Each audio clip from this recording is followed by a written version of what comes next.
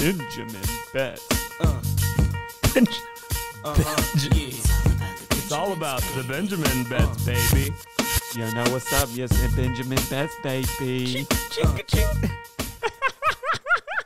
All right, we're back on the Monday edition. Right now, it's 5:44 of the Benjamin Betts podcast.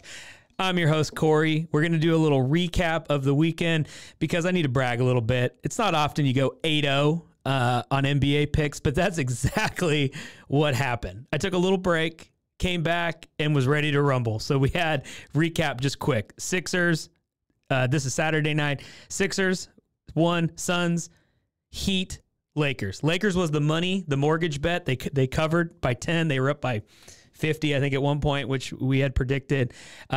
So that was good. You made your mortgage. You won all your money that day, which was awesome.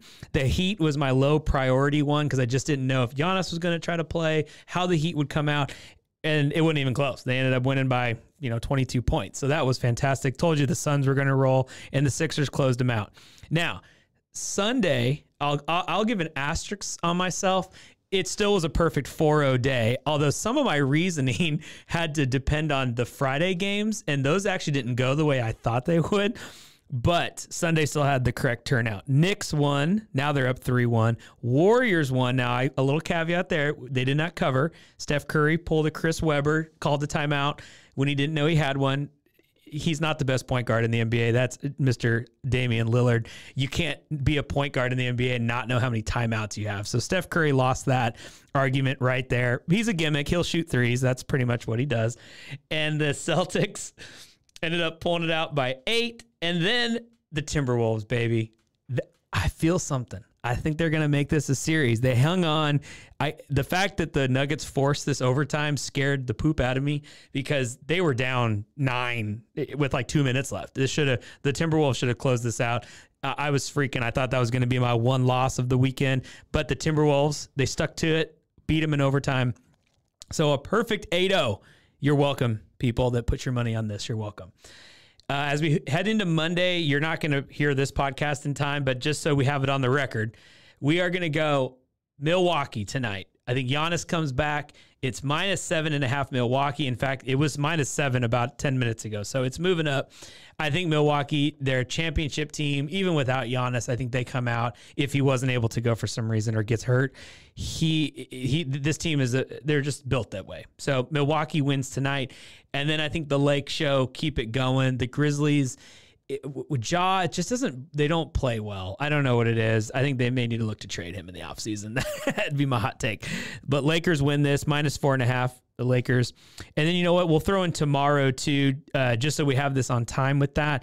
We will have the Celtics closing out the series. DeJounte Murray, an ex-Spur, would probably make our producer Mike happy here. He got tossed. He's not playing in the next game. He hit a ref. Oh, what is he doing? So he won't be playing. This is actually -13. That's a lot of points for the Celtics, but this is probably a big blowout. This is Atlanta gets down 10, and then they get ready to go on vacation. So we go Celtics here, and you know what? Oh, I'll do this one last. Clippers, Suns. Clippers they're just done. They put all their money on Kawhi. They put their money on Paul George. We knew these guys get hurt. It always seems to happen. In a vacuum, if these players are healthy, sure, the Clippers are probably one of your favorites to win the title, but it just doesn't happen. Even if they come out, if Paul George were to make a miraculous appearance, if Kawhi were to somehow want to play in this game, I still think Phoenix wins. Now, it's not going to be -12, which is what it is right now, but I'll take Phoenix closing out the series in 5, and then that takes it to the Timberwolves-Nuggets game. I just believe in these Timberwolves. I don't know why. This is probably what's going to break my streak here of correct picks.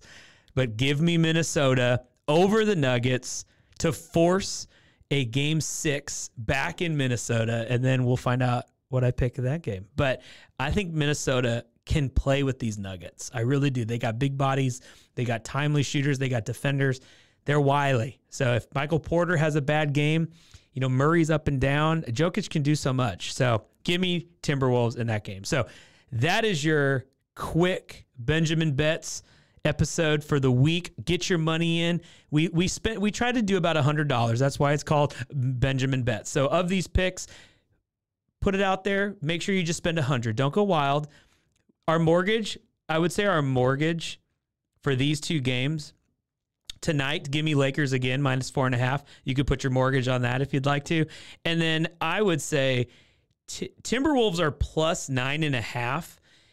If you wanted to hedge your bets a little bit, give me Timberwolves +9.5 for your mortgage. So you can put your mortgage Monday night and put your mortgage on Tuesday night. That's 2 months of mortgage right there. So that would be it. If you want to go crazy and go with me, go money line. You'd make a lot of money there. But Timberwolves +9.5 will be my mortgage. Make your mortgage bet. Thank you for tuning in to this episode of the Benjamin Betts Podcast, brought to you by Rogue Media Network. Yeah. It's all about the Benjamins, baby.